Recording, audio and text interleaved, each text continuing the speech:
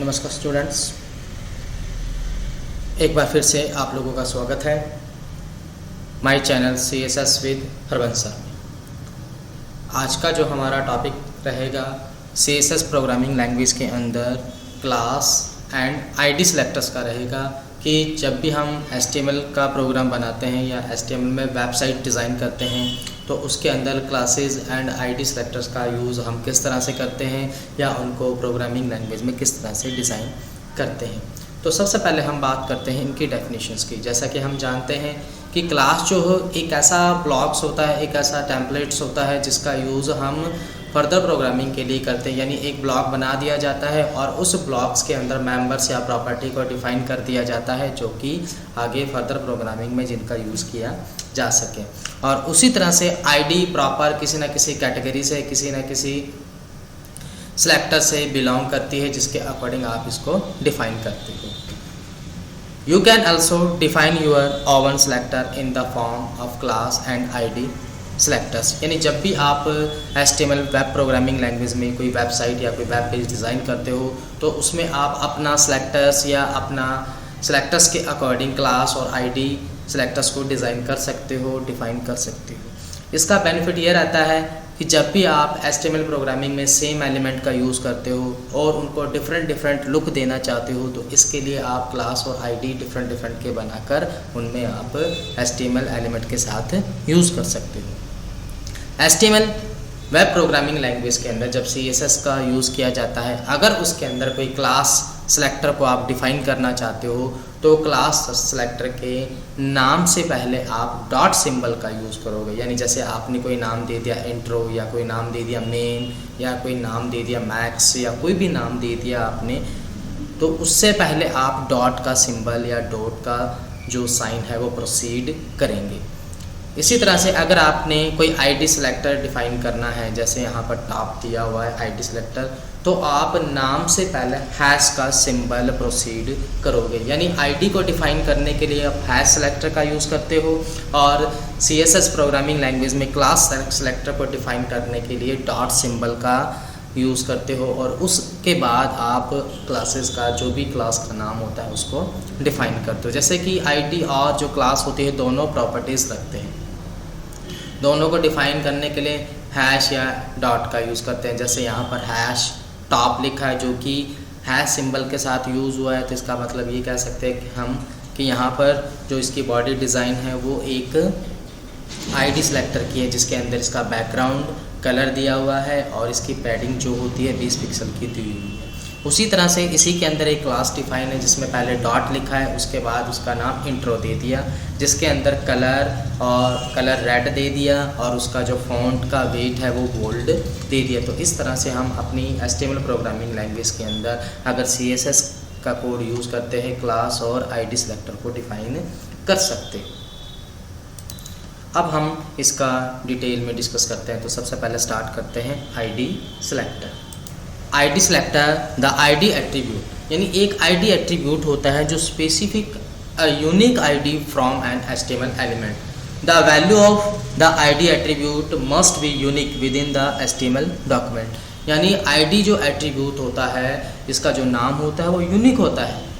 The ID attribute is used to point to a specific style declaration in a style sheet। यानी CSS में अगर कोई style declaration करना है या स्पेसिफिक लोकेशन या पॉइंट्स को डिज़ाइन करना है या स्टाइल का कोई डिक्लेरेशन अट्रैक्टिव बनाना है तो हम ID का यूज़ करते हैं।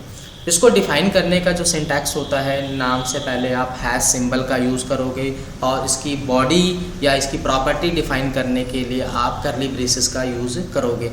यानी जब भी CSS के अंदर आईडी डिफ़ाइन की जाएगी पहले हैश लिखा जाएगा, फिर उसका कोई यूनिक नेम दिया जाएगा और उसकी प्रॉपर्टी को डिफ़ाइन करने के लिए आप कर्ली ब्रेसेस का यूज़ करोगे।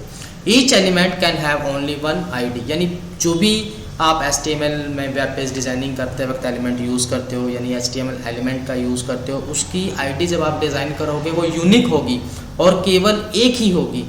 Each page can have only one element with in that ID, और इसकी जो आईडी होगी वो वन एलिमेंट एक यूनिक होगी। यानी each page can have only one element with that ID, यानी एक एलिमेंट के साथ आईडी को एक पेज में डिफ़ाइन किया जाएगा।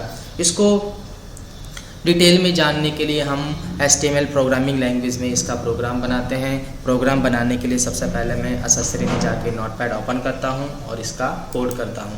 जैसे मैंने इसका कोड किया हुआ है, मेरा जो कोड है वो यहाँ पर डिफाइन है। तो सबसे पहले मैंने यहाँ लिखा HTML, फिर हेड और इसका जो टैग लगाया वो लगा दिया मैंने स्टाइल। CSS के कोडिंग के जो स्ट्रक्चर है उसमें स्टाइल जो कि मैंने हेड में डिस्क्रिप्शन में दिया हुआ है, यानी हेड टैग के अंदर स्टाइल टैग लगाया और स्टाइल टैग को यहाँ पर क्लोज कर दिया।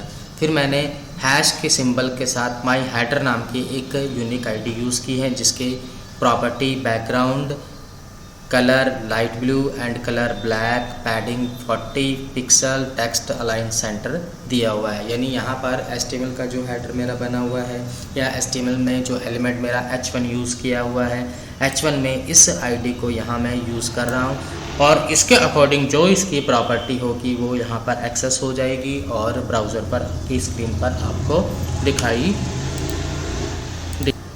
कोडिंग करने के बाद आप इस प्रोग्राम को सेव करोगे। सेव करने के लिए मैंने Ctrl+S प्रेस किया। जैसे मैं Ctrl+S पर प्रेस करता हूँ तो मैंने फ़ाइल का नाम यहाँ पर सेव करता हूँ। जैसे मैं यहाँ इस फाइल को डेस्कटॉप पे सेव कर रहा हूँ, फाइल का नाम मैंने दे दिया AA.html। उसके बाद मैं इसको सेव करता हूँ।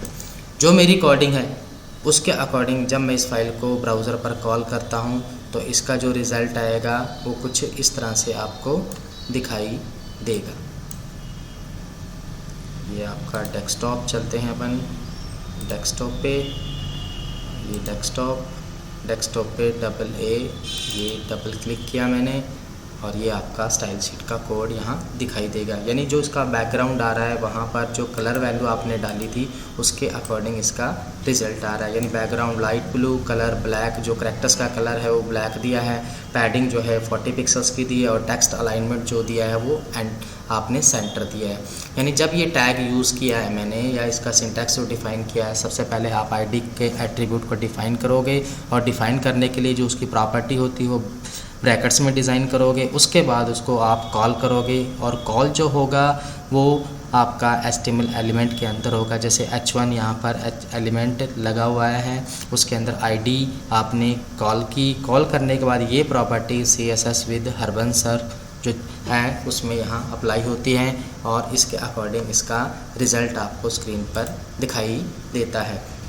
तो इस तरह से आप CSS प्रोग्रामिंग लैंग्वेज में ID सेलेक्टर्स का यूज़ कर सकते हो। यानी प्रॉपर एक ब्लॉक बनाते हो, ब्लॉक बनाने के बाद उसके एट्रीब्यूट्स को डिफ़ाइन करते हो और जहां आपने उसको कॉल करना है यानी HTML जो एलिमेंट आप डिफ़ाइन करते हो वहां उसको कॉल करवाते हो और इसके फीचर्स को वहां पर अप्लाई कर सकते हो। तो इस तरह से आप ID सेलेक्टर का यूज़ करते हो।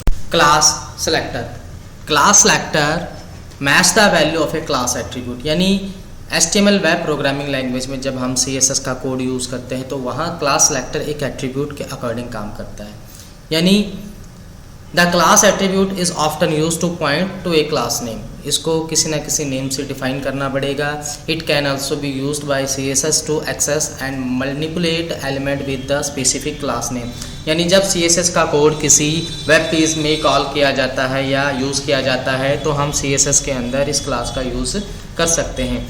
The HTML class attribute is used to specify a class for an HTML element।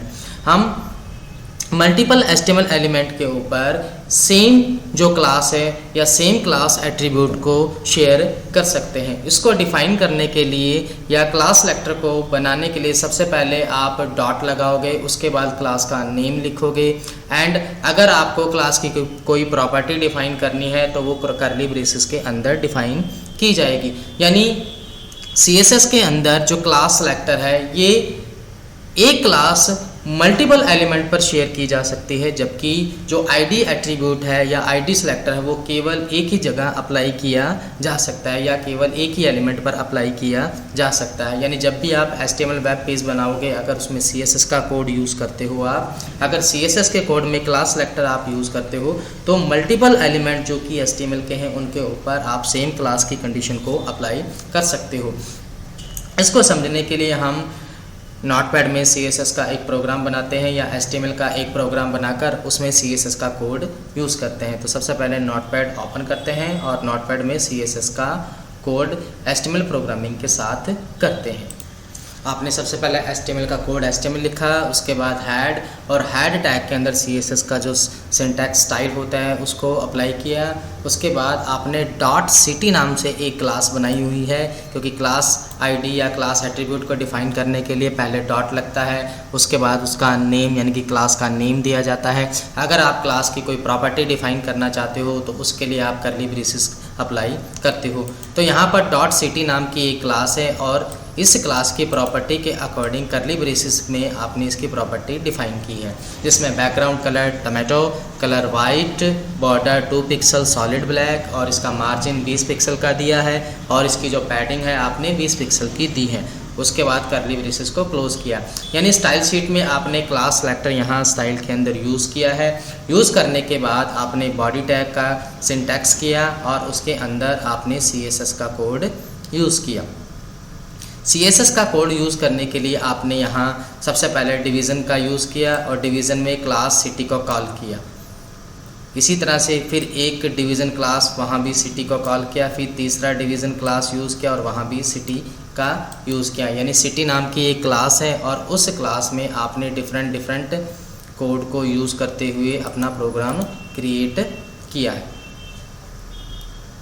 यानी जैसे कि कंडीशन है कि क्लास जो है वो मल्टीपल एलिमेंट पर अप्लाई की जा सकती है, तो यहाँ पर डिवीज़न के रूप में यानी क्लास को कॉल करने के लिए डिवीज़न टैग अप्लाई किया है और उसमें सिटी क्लास को कॉल किया है। सबसे पहले PHP H2 में अप्लाई किया, फिर CSS विद हरबंसर में अप्लाई किया। यानी यहाँ पर ये 3 एलिमेंट्स के ऊपर क्लास प्रॉपर्टी को डिफ़ाइन कर रहा है और उसमें अलग अलग कंटेंट हमने किया हुआ है। कंटेंट करने के बाद या कोड करने के बाद हम इस प्रोग्राम को सेव करते हैं। सेव करने के लिए मैं Ctrl+S प्रेस करता हूँ या फाइल मेन्यू पे जाके सेव एज पर क्लिक कर या सेव पर क्लिक कर आप अपने प्रोग्राम को सेव करते हो। जैसे कि मेरा प्रोग्राम जो सेव हो रहा है वो डेस्कटॉप पे हो रहा है। यहाँ मैंने qq.html नाम से फ़ाइल को सेव किया एंड जैसे मेरी प्रोग्राम यहाँ पर सेव हुआ तो प्रोग्राम चलाने के लिए मैं सबसे पहले डेस्कटॉप पर जाता हूँ, क्योंकि मैंने अपनी फ़ाइल डेस्कटॉप पे सेव की है। तो यहाँ पर qq नाम से मेरी एक फ़ाइल पड़ी है जिस पर डबल क्लिक करके मैं यहाँ अप्लाई करता हूँ। जैसे मैं इस कोड को अप्लाई करता हूँ उसके अकॉर्डिंग सबसे पहले PHP CSS विद हरबंसर लिखा हुआ है, फिर डेटा स्ट्रक्चर CSS विद हरबंसर लिखा हुआ है, फिर C++ CSS विद हरबंसर लिखा हुआ है। यानी मैंने HTML प्रोग्रामिंग लैंग्वेज में जो टैग अप्लाई किया था वो 3 प्रॉपर्टीज़ पर अप्लाई किया था, यानी HTML के 3 एलिमेंट पे अप्लाई किया था। यानी एक ही क्लास की प्रॉपर्टी को आप HTML प्रोग्रामिंग लैंग्वेज के एलिमेंट में 3 एलिमेंट्स पर अप्लाई कर रहे हो। तो इस तरह से आप सेम क्लास की प्रॉपर्टी को अलग अलग एलिमेंट पर अप्लाई कर सकते हो। तो यहाँ पर इसके अकॉर्डिंग इसका रिज़ल्ट आ रहा है जो कि एक सेम प्रॉपर्टी के साथ आ रहा है। तो इस तरह से आप CSS क्लास सेलेक्टर का यूज़ HTML वेब प्रोग्रामिंग में कर सकते हो। Thank you.